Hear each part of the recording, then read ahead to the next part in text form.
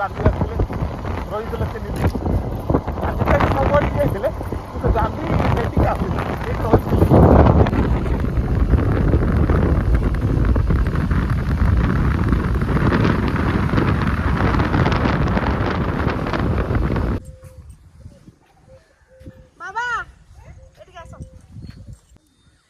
শীত সময় অনেক লোক অনেক আড়ক যাতে सबुठ बड़ कथा आम सब भावती आम गोटे बहुत दूर जगह गले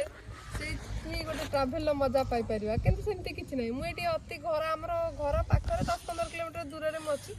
आ मत ये जगहटा बहुत भल लगुच मुझे भावी कौन अच्छी मुझे कहीं आसी कि आसला मुझे जानी ये जगार एत कि अच्छी बोली ये नईटार ना हूँ मंतेई आउ ये नईटा सालंदी नईरू बाहरी भद्रक जिलार सालंदी नई समस्त जानते यहाँ बहुत प्रसिद्ध नईटे बहुत बड़ नईटे ता देहरु बाहर नईटी ये कुंभीर आसती ये डंगार लोक पारि होती कि ये सब बोर्ड मराई ये कुंभीर अच्छी सावधान रे आई नईर सेपटा हूँ चांदवाली यही पटटा हूँ वासुदेवपुर ब्लॉक यही जगहटा हूँ तार संगम स्थली आउ सेपट ये जो जगहटा जाइए कनिका को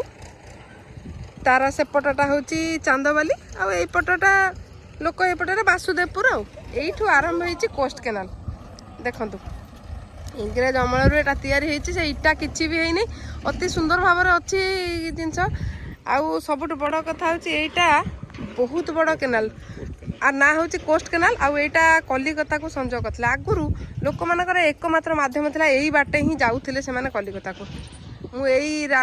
केनाल कड़े कड़े आसली कि जापार नी गोटे एत सुंदर जगार आसी पहुँची बोली मुझे गोटे लेखा बही में पढ़ी पान मीन धान यही बाटे सब माने जाऊला से मत बहुत इच्छा था देखापी मत बेसी खुशी लगुच आरी उत्पत्ति स्थल में मुझे ठिया यही जगहटा बहुत भल लगुच देखते ये जगहटा बेसी गोटे ट्राभेल मजापी आमको बहुत दूर जावा प्रकृत दरकार नहीं एत भल लगुच ये जगहटी मु खाइबा मत भोक है कि खाइबा पीवा मु भूली जाई एठी प्रकृति को अनुभव कर छड़ा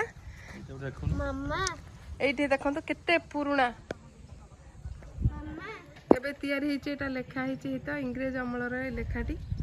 आ देखो से केमिति सब स्ट्रॉन्ग जिनस था किसी भी एपर्यंत इटा गोटे किसी भी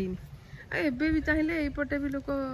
कोलकाता को जापे किंतु आमर स्थल भागर अन्य प्रकार जीवार हो गलानी बोली आम एतेटा निर्भरशील यहाँ होनी आउ से ये केनाल प्रकृत यूटिलिटीटा आउ नहीं होनी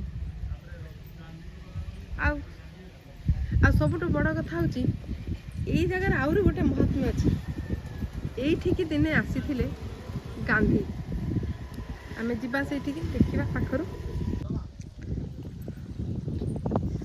यहाँ तार माने गेटटा पड़ी चाहिए ये पानी की माने अटका जाई पारुछि आ चाहिए पानी की अटका जाउछि मो जो समय ठिया पानीटा विपरीत दिगरे चलछि कहीं जुआरटा भट्टा माने हेउछि एबे से पानीटा विपरीत दिगरे चलछि एठी तार गेट सिस्टम रही केते सुंदर हेछि देखो केते पुराना बेले भी केते सुंदर हेछि जिनस गुड़ाक तेबे आमे एबे जिबा गांधी घर पाखु जिबा अनेक किछि देखिबा सेठी आमे बहुत शुणी थी कि मुझे जानी हठात आज यही जगार मुझे आसी पहुँची जाइए आम तो गांधी घर देखा पूर्व आम देखा देखो यहाँ ब्रिटिश अमल घरटा यही यहाँ को टोल घर कहुए आईटा यही जगहटा ही थिला ब्रिटिश मानकर वाणिज्य कर मुख्य जगह यहीठू से कलिकता जिनस आणुले आई जगार माने जमती आमर जमी गोटे माने जो जगार सब आसिक बंटा बंटी जमी हुए यही जगहटा थिला से हब ये से अनेक सब नष्ट हो गला आगुरी ये मु तो देखनी कि जानी जे साहब साहबाणी घर थिला और ये अनेक घर थिला जोगुड़ाक समय क्रमे नष्ट हो जाइए आउरी आमे देखिबा मामा बापा मते कहते कि एती घोड़ा घर भी थिला घोड़ा घर थिला बाबा कहूची आमे देखिया को जिबा इठी आउ कोन सबट बड़ कथा होची मु देखिबी से गांधी घरे कोन अछि मोर इच्छा देखिबा पे हमें एते जिबा गांधी घर देखिबा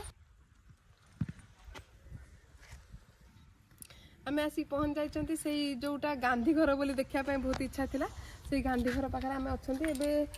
देखंतु एठी हे से पूरा देखा जाउची एठी बंद अछि सम्मेलनी कक्ष हेता सभागृह विश्राम गृह जोठी गांधी विश्राम नैथिले ଏଇଟା 1927 ମସିହାର କଥା। ଏଠିକି ଯେତେବେଳେ ଗାନ୍ଧୀ ଆସିଥିଲେ କେବଳ ସେ ଆସିନଥିଲେ, ତାଙ୍କ ସହିତ ମଧ୍ୟ ଉତ୍କଳମଣି ଗୋପବନ୍ଧୁ, ଡକ୍ଟର ହରେକୃଷ୍ଣ ମହତାବ ଏଇ ତ ତାଙ୍କର ଷ୍ଟାଚ୍ୟୁ ଏଇଠି ରହିଛି। ଡକ୍ଟର ହରେକୃଷ୍ଣ ମହତାବ ଆହୁରି କେତେ ଇଂରାଜ, ମୁଁ ତ ଏତେ ଭଲ କରି ଜାଣିନି, ତାଙ୍କ ବହିରୁ ଯେତିକି ମୁଁ ଯାହା ପଢ଼ିକି ଯାହା ଶୁଣିଛି, କିନ୍ତୁ ଆଜି ଏଇଟା ଆସିକି ଦେଖି ମୋତେ ବହୁତ ଭଲ ଲାଗିଲା। ଆଉ ଏଇ ଜାଗାରେ ମାନେ ଏଇଠି ତାର ମୁଖ୍ୟ କାରଣ ଥିଲା ଏଇଠି କାହିଁକି ସିଏ ଆସିଥିଲେ, କାହିଁକିନା ଏଠି କନିକା ରାଜା ପ୍ରଜାମାନଙ୍କ ଉପରେ ବହୁତ ମାନେ କର ବସଉଥିଲେ, ଯାହା 64 ପ୍ରକାର କର କାଳେ ବସଉଥିଲେ ଏଠି, ଯେତିକି ଯାହା ମୁଁ ଶୁଣିଛି। ଆଉ ସେଇ ବର୍ଷ ବି ବନ୍ୟା ହେଇଥାଏ, ଲୋକମାନଙ୍କୁ ସଚେତନ କରିବା ପାଇଁ ଗାନ୍ଧୀ ଏଠିକି ଆସିଥିଲେ। ଏଇଠି କେତେ ଦିନ ରହିଥିଲେ ଗାନ୍ଧୀ? ଏଠି 3 ଦିନ ରହିଥିଲେ ଗାନ୍ଧୀ।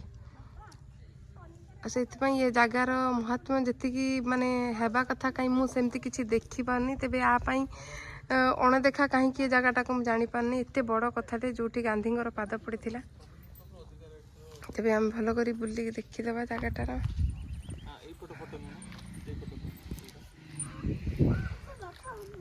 ତେବେ ସବୁଠୁ ବଡ଼ କଥା ହେଉଛି ମାନେ ଯେଉଁ ଜାଗାକୁ ଗାନ୍ଧୀ ଆସିକି 3 ଦିନ ରହିଥିଲେ, ଆଉ ଏତେ ବଡ଼ ବଡ଼ ଲୋକ ଭାରତର ଯେ ଏଠି ଆସିକି ରହିଥିଲେ,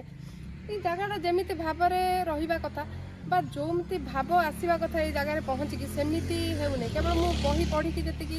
ଜାଣିଥିଲି ବୋଲି କହିପାରୁଛି। ଦେଖନ୍ତୁ ଏଇଠି କେମିତି ଅବସ୍ଥା, ଏଇଠି ଗୋଟେ ଫଟୋ ନେବାକୁ ଚାହିଁଲେ ଗୋଟେ କପଡ଼ା ଶୁଖୁଛି, ଯେଉଁଟାକି କେବେ ବି ଅନୁଭବ କରେଇଦେବନି ସତରେ ଏଇଠି କେବେ ବି ମାନେ ଅନୁଭବ ହେବାକୁ ଦେଉନି ଯେ ସତରେ ଏଇଠି ଗାନ୍ଧୀ ଆସିଥିଲେ 3 ଦିନ। ଏମିତି ବି ଅଛି ଯେ ମୁଁ ଦେଖିଛି ଯେଠି ଆମେ ଗୋଟେ ହିଷ୍ଟ୍ରିକାଲ ମନୁମେଣ୍ଟ ଯେଉଁ ଜାଗା ସବୁ ଗୋଟେ କିଏ ଯଦି ବଡ଼ ବଡ଼ ଲୋକଙ୍କର କାଳି ଦୁଆତଟେ ବି ତାକୁ ସାଇତିକି ରଖାଯାଏ, କିନ୍ତୁ ଯେଉଁଠି ଗାନ୍ଧୀ ଆସି 3 ଦିନ ରହିଥିଲେ ସେ ଜାଗାକୁ ଏତେ ମାତ୍ରାରେ ଅଣଦେଖା କରିବାଟା ମୋତେ ଭଲ ଲାଗିଲାନି। ତେବେ ମୁଁ ଅନୁରୋଧ କରିବି ନିଶ୍ଚିତ ଭାବରେ ଯଦି ମୋର ଭିଡ଼ିଓଟିକୁ କିଏ ଦେଖୁଥାନ୍ତି, ତେବେ ଏଇଟା ସରକାରଙ୍କ ପାଖରେ ଯଦି ପହଞ୍ଚି ପାରୁଛି ତ ଏଇ ଜାଗାଟିର ଆଉ ଟିକେ ମାନେ ଉନ୍ନତକରଣ ହେବା ଦରକାର। ତା ଛଡ଼ା ଲୋକମାନେ ମଧ୍ୟ ଏଇ ଜାଗାଟାକୁ ଜାଣିବା ଦରକାର। ହେଉଛି ଯେ ଏଇଟା ଗୋଟେ ଏତେ ବଡ଼, ଯେଟା ଭାରତର ଗୋଟେ ଫେଟ୍ ଲାଇନ୍ ବୋଲି କୁହାଯାଉଛି, ଏଇ ଯେଉଁ କୋଷ୍ଟ କେନାଲଟା, ମାନେ ଏଇଠି ବାଣିଜ୍ୟର ଗୋଟେ ସବୁଠୁ ବଡ଼ ମାନେ ମାଧ୍ୟମ ଥିଲା ଯେଉଁଟା, ସେଇଟାକୁ ଏତେ ଭାବରେ ଅଣଦେଖା କାହିଁ କରାଯାଉଛି ମୁଁ ବି ଜାଣିପାରୁନି। ଆଉ ମୋତେ ତ ଆସିକି ଦେଖିକି ମାନେ ମୋତେ ବହୁତ ଭଲ ଲାଗିଲା। ଆଉ ମୁଁ ତ ଗୋଟିଏ ମାନେ ଏଇଟାକୁ ଅନୁରୋଧ କରିବି ଯେ ଏଇ ଜାଗାର ଉନ୍ନତକରଣ କରାଯିବା ଦରକାର, ଆଉ ସରକାର ଏଥିପ୍ରତି ଧ୍ୟାନ ଦେବା ଉଚିତ। ଆଉ ଏଠିକାର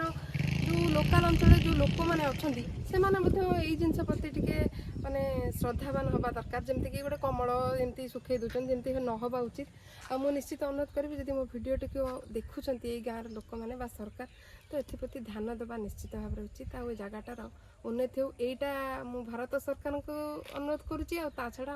ଈଶ୍ୱରଙ୍କୁ ମଧ୍ୟ ପ୍ରାର୍ଥନା କରୁଛି। ଜୟ ଜଗନ୍ନାଥ।